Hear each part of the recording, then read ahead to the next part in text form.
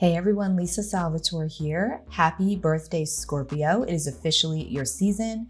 Today, October 22nd, as of 9:53 p.m. Pacific time, and where I am on the East Coast, Eastern time, 12:53 a.m., the sun will officially move into the sign of Scorpio. We will go into the underworld of the fixed waters of Scorpio, where everything seems to get much more intense and takes on a much more serious introspective and probing quality after coming out of Libra season. Now, the words that we keep using for this time are intense, tumultuous, and I'm going to add unsettled into this mix. I wish I could say that things are going to seemingly get a lot lighter, but I mean, they may in some ways, but of course they also can continue to be intense and likely will. But there is a lot of treasures to be found under Scorpio energy, and there is also a lot of monsters that can be found under Scorpio energy. And this is on a personal level. When we go into Scorpio season, we go into the underworld. Scorpio is ruled by Mars, and the modern day ruler is Pluto, which is all about the underworld, the taboo. Mars is action and force and drive. And so there's a tenacity to the sign of Scorpio.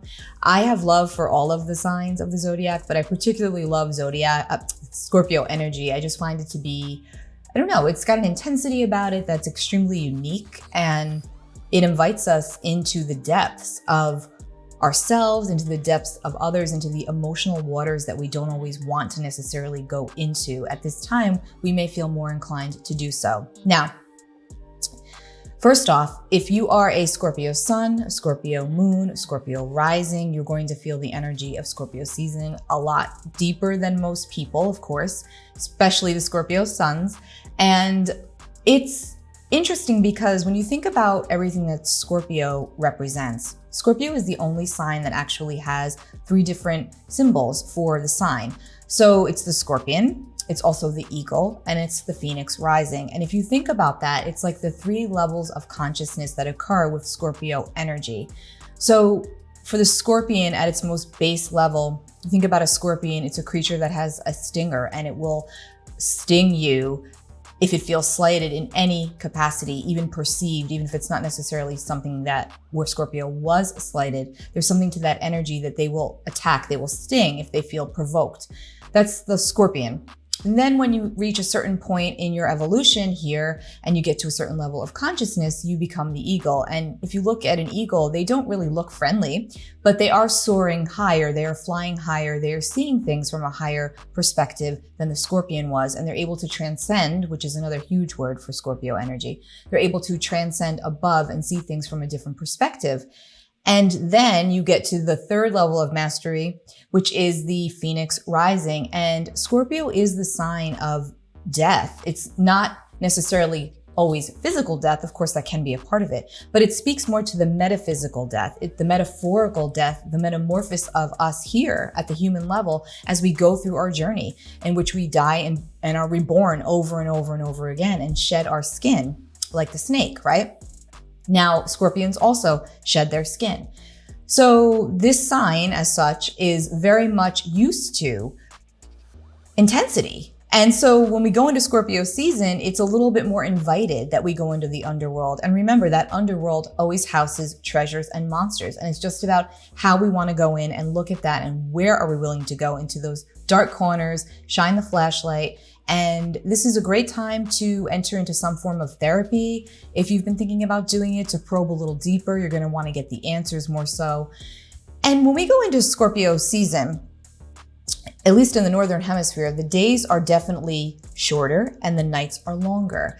The daylight, the light decreases while the dark, the shadow, increases. And again, another metaphor for the scorpionic energy, for the energy of Scorpio, of this sign and of this season. We are invited to go into the darkness a little bit more and look for that light a little harder than we normally would feel inclined to do. Now, you may not feel this way, but it does tend to be the collective tone to the Scorpio energy. I love this time of year personally. We get to go inward a bit more and figure things out without being so much out there. Of course, that's not going to be the same for everybody, but this is just the overall collective energy for Scorpio. Happy birthday, Scorpios, all the Scorpios of the zodiac. Your tarot card is Death, quite telling. This is the card of Scorpio. It is the card of Pluto, which is all about death and transformation and ultimately rebirth. So there are some wonderful gifts to be found under this energy if you're willing to go a little bit deeper into them. I wanted to show you the chart for the sun's entrance into Scorpio because even though obviously the planets move and everything changes, at the kickoff of Scorpio season, this is the energy. And so it will tend to carry this flavor as we move along. And the word that comes up constantly with this is unsettled. And the reason why I say this is if you look here, the sun is at 0 degrees of Scorpio. And we've got Mars here in Libra still at 25 degrees at the time of the sun's entrance into Scorpio. Mars will shift into Scorpio on October 30th, so not too far from now. But at this time of the entrance of the sun's ingress into Scorpio, it's going to be at 25 degrees of Libra still. And then we've got the sun here, 0 degrees of Scorpio. And what was important that I wanted to show you is that we are in an opposition to Uranus in Taurus at 13 degrees. It's wide, it's a wide opposition, but I'm bringing this up because there's already an unsettled energy to the air, to the tone. And I feel it, everyone feels it. I did a group session the other night and a lot of people had the same sentiment, which was, it's like I'm waiting for the other shoe to drop. I just feel so anxious. I feel like I'm jumping out of my skin. My body feels so nervous. I don't know what to do. Yes, that is the Uranian energy. That is the word for Uranus, unsettled. It's kind of like being on a shaky foundation and you don't know if at any given moment it's actually going to give out. That's not literally what's going to happen. It just feels that way because of this energy. It can feel extremely sensitive. It can feel nervous. Our nervous systems are definitely ramped up and activated, and it's like we're on high alert. I know a lot of people are experiencing trouble sleeping, heart palpitations. There is also we're still dealing, look at this, with this Eris here at 24 degrees, okay? She is opposite Mars in Libra, and we're also dealing with that square to Pluto. So again, there's this energy of intensity, tumultuous energy, combative energy, and it feels a little unsettled and volatile. I'll use that word as well. So you may want to use the Scorpio energy to really go inward and do some internal work to keep yourself out of that external space of potential chaos that could be going on outside in your reality. I don't know if it is, but it very well could be. And this energy could absolutely ramp that up. So now, how do you work with calming down your nervous system? Because it is not always easy to do so. We know that we have methods that we can use, but one of the basic, most fundamental things that it's so important to keep mindful of is your breathing, breath, conscious breathing, inhale, exhale, making sure that you're taking time throughout your day to actually stop and drop into your body and make sure that you're breathing. And I know that sounds silly because obviously we're breathing, but you would be surprised at how many times if you stop and you actually drop in, you realize you're tense, your shoulders hurt, you may have a headache because you're not breathing, you're not practicing the art of that deep breathing that keeps us moving and keeps everything going and actually does calm down the nervous system. So that's the first thing. Make sure you're practicing your breathing. You also want to make sure you're taking care of your physical body. Grounding is huge. Get outside, walk barefoot in the grass, sit against a tree. All of these things help to calm down your nervous system. And meditation, listening to music. Music is amazing for moving your energy. Turn on your music, dance around like a fool. Don't worry, nobody's watching you. And if they are, who cares? But it's all about, music shifts our energy. It really does. It moves throughout our body and it moves the energy. A hula hoop is a great thing to invest in if you don't have one. Again, move the energy. Exercise, all of these things that help because this energy does feel unsettled. And as we move along throughout the month, throughout the rest of October and through November, it is going to feel, it could feel much more unsettled because as we go into November, we're going to build up to the new moon in Scorpio, which takes place on November the 4th. And that new moon is going to be in almost an exact opposition to Uranus.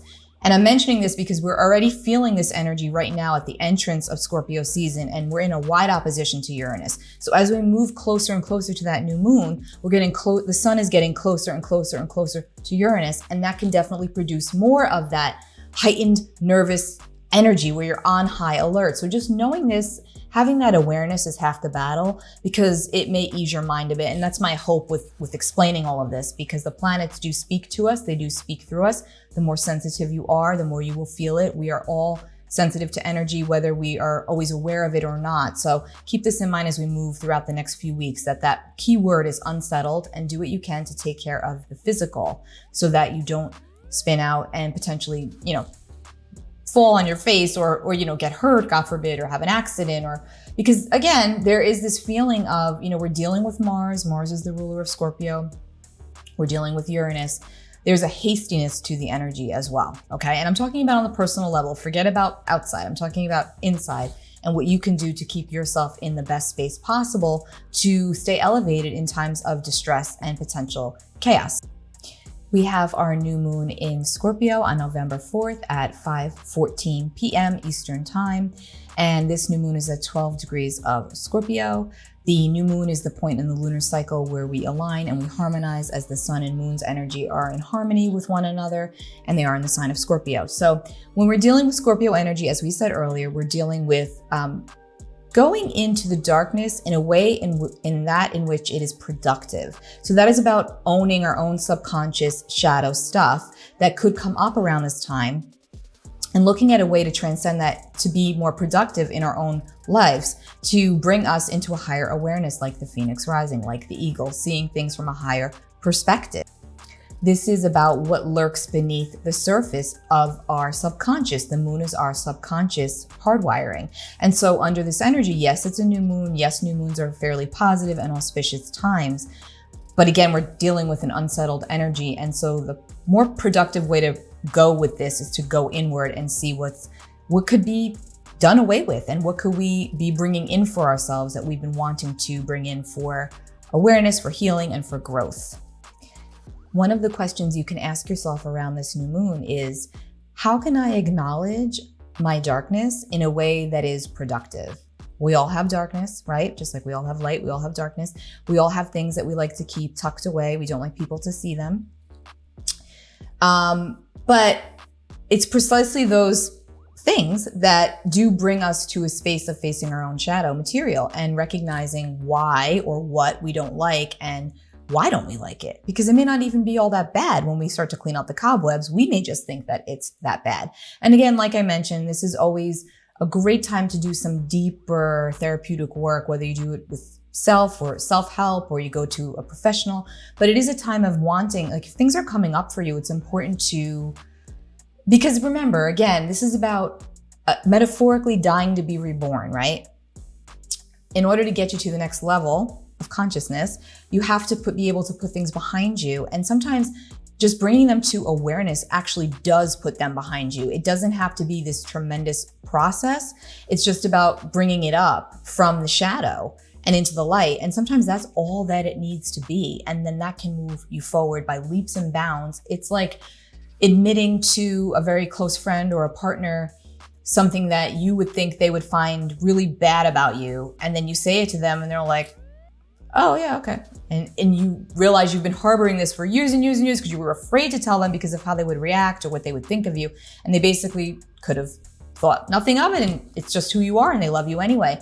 This is that kind of energy that could be very helpful. It could be very productive. It's about honoring the shadow in a productive manner and in a cohesive manner, and not in a resentful, spiteful way. It's just more about bringing it up to heal it and to clear it and to transcend it. Now let's take a look at the chart for the new moon. A lot of you had told me that you enjoy seeing the charts. I'm gonna stick with that. All right, so here we go. We've got I just used my area, but it's okay. We've got the sun and moon right here at 12 degrees of Scorpio. We've got, here you can see if you shoot across the chart here, Uranus in Taurus at 12 degrees of Taurus. It's almost an exact opposition, okay? We spoke about this earlier, how as we're building towards this energy, the Uranian energy, You know, Uranus is like the proverbial earthquake, and that can be literal. We have seen this happening, right, on the world stage, you know, with the weather, but also this could be personal earthquakes. And remember, with Uranian energy, it's about breaking us down to break us out. And Uranus typically leaves us better than we're found, but there's always a shakeup or two in the mix when we're dealing with Uranus. And again, Uranus has been really grinding at the fixed signs since its transit in Taurus. So the fixed signs are Taurus, Scorpio, Leo, and Aquarius. So those 4 signs, or if you have any major points and placements in those signs, particularly the sun, ascendant, the moon, and the north node, or the north node, you're going to feel this energy the strongest. And Uranus has been like pushing down to change, and in ways where you may not want to make the change, right? Because think about the sign of Taurus, the bull, doesn't really like to change. And oftentimes it needs to really be pushed, and it would have to come to the change on their own in a very methodical manner. But Uranus is anything but methodical, and Uranus is the agent of change. And Uranus wants to break us out at all costs. And often disruption is a part of that deal, but that disruption definitely and ultimately will clear the path, and the dust will settle, and the change will have happened. Oftentimes it's a radical change. And at this point, I also want to mention that, you know, we're dealing with shakeups with the financial system. That's also Uranus energy, okay? So this could also be, but on the more personal side, this could be within your relationships, it could be within your job, anything where you may have been wanting to make a change and have been feeling like you couldn't. This could be a time where you're really feeling pushed to do it, or the universe could step in and push you into it. And just remember, the dust will settle. And the purpose of this is, yes, Uranus can be disruptive, but it can also be very constructive ultimately. Okay, so yeah, we've got Uranus as the biggest power player here in almost an exact opposition to this new moon in Scorpio.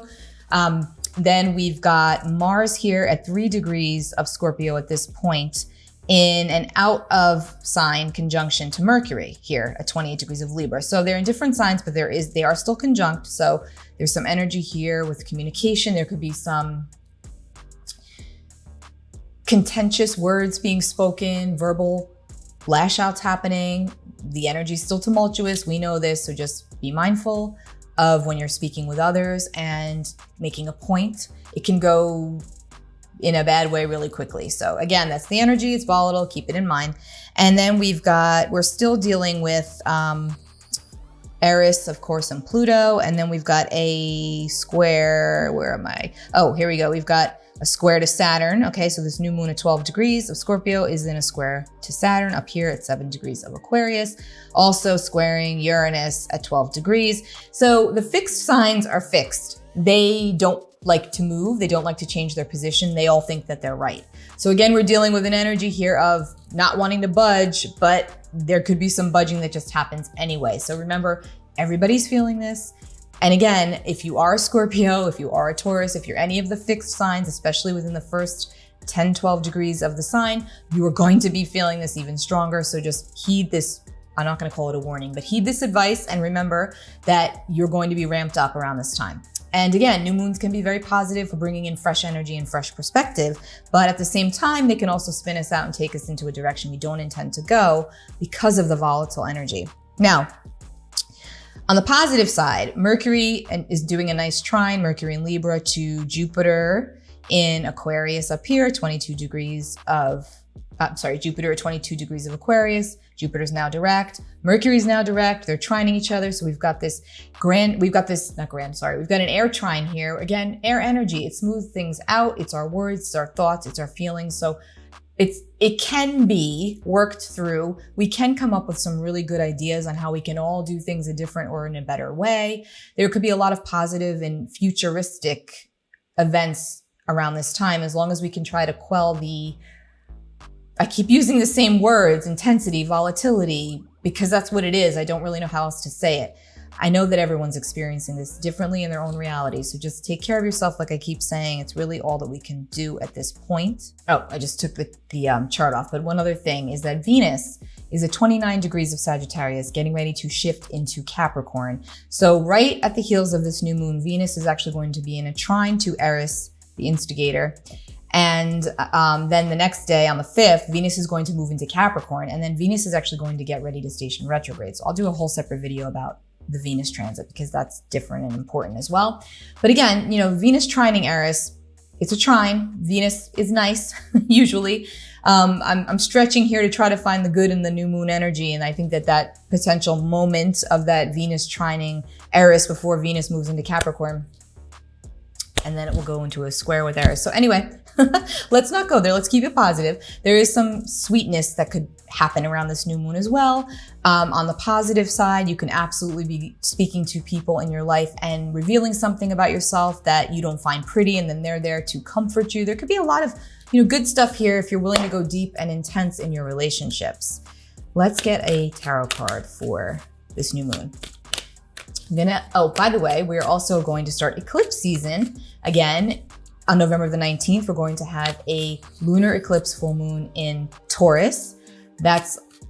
We're building up to this crescendo of energy as we mid-month to the end of the month. I'm going to come back with another video for that. I'm just going to stick to the new moon right now because I feel like it's enough.